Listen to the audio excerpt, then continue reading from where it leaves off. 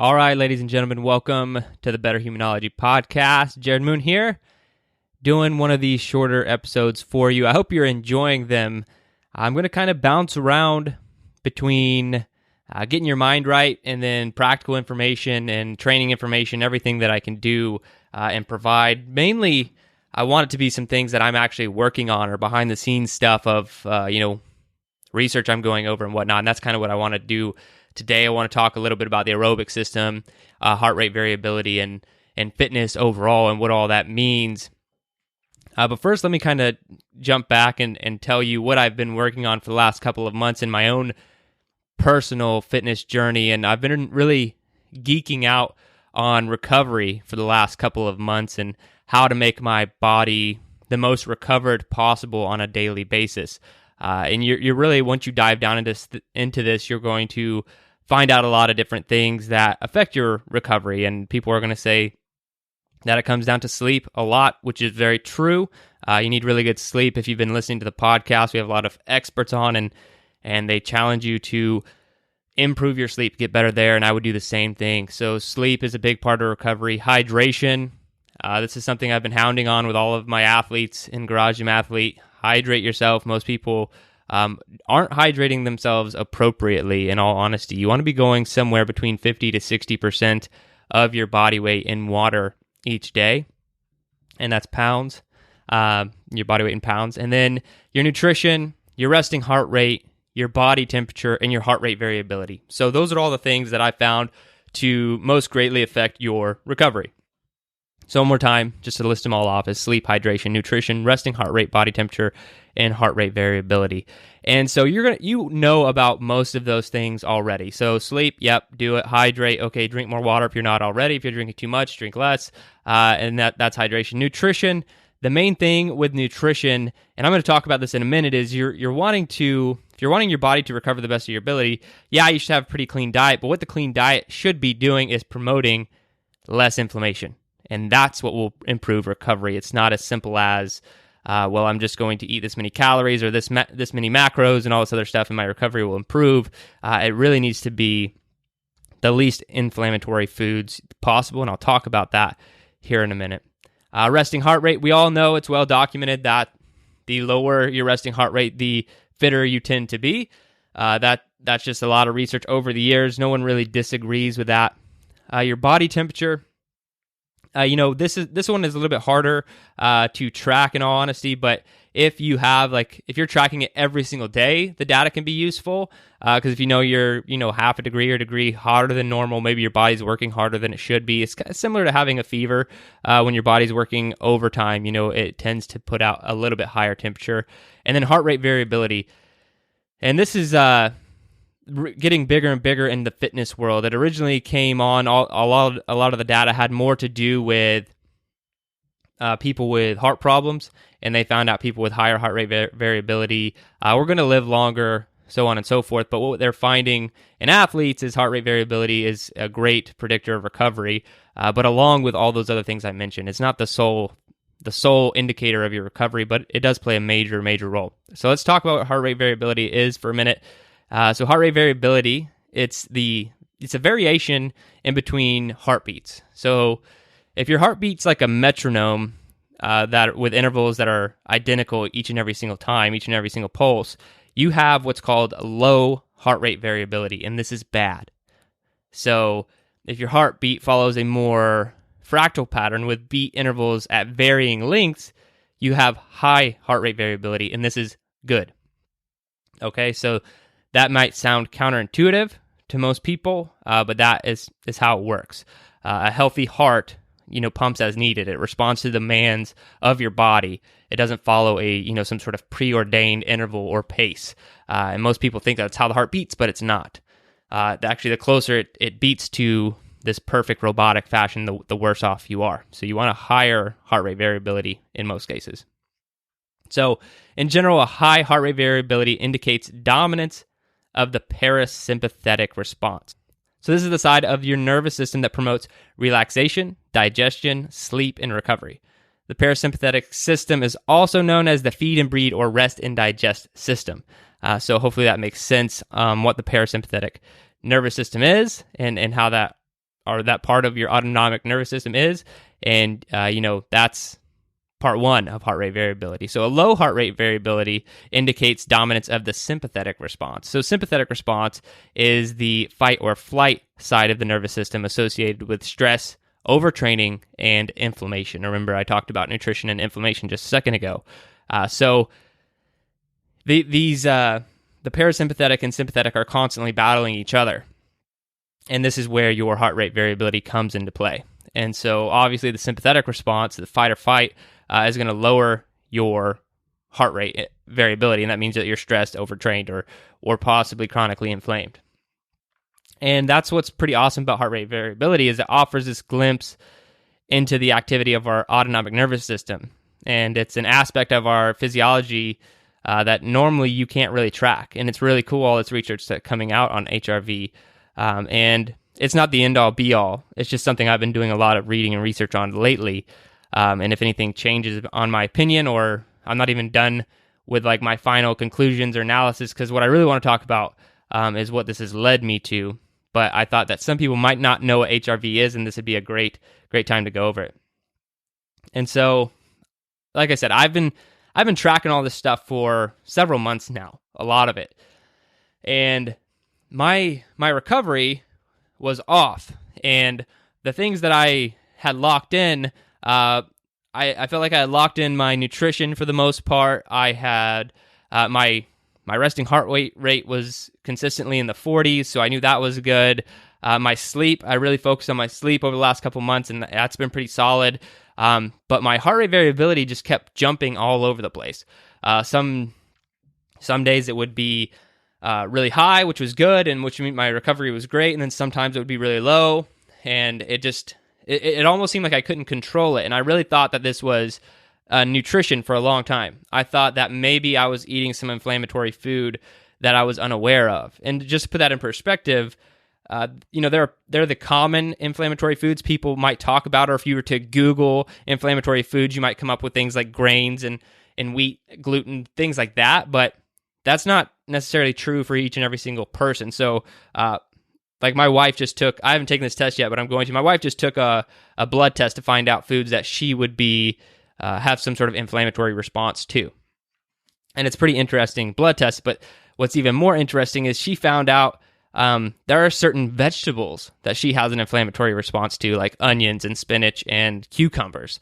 Randomly, these things were causing inflammation, and it's 100% specific to her blood and her response. And so I thought, I wasn't eating a lot of the junk or commonly known inflammatory foods. I was like, okay, maybe I have some sort of inflammatory problem from something like really basic. Maybe because I eat blueberries every morning in my shake. Like maybe I'm actually, have an inflammatory response to blueberries and I didn't even know it.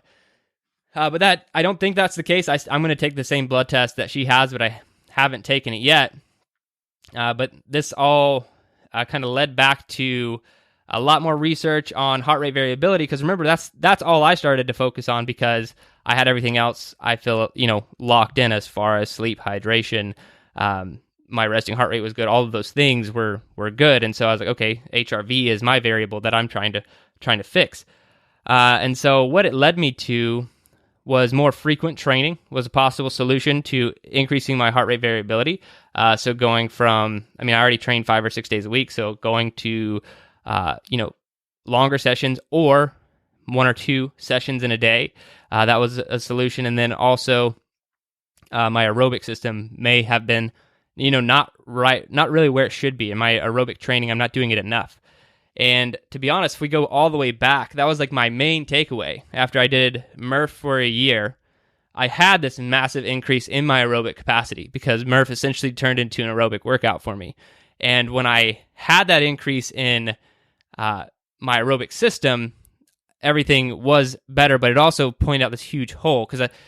And what I mean everything was better was when I was doing Murph, I PR'd all of these other things. And that's because I was increasing my aerobic system. And that's what your aerobic system has the ability to do. But the aerobic system also plays a huge part in recovery. And so this is when I started to focus a little bit more on aerobic and the important role it plays. Because like I said, it plays a huge part in recovery. And so when you think of aerobic system, if anyone's unfamiliar, so aerobic is just like anything for longer duration. I mean, it could, in all honesty, be longer than 5 minutes, could put most people into the aerobic zone. And so that could be walking, that could be running for long duration, rowing. You could even do mixed modal training that is aerobic. But when you think of aerobic, you really just need to think of it as efficiency in your body.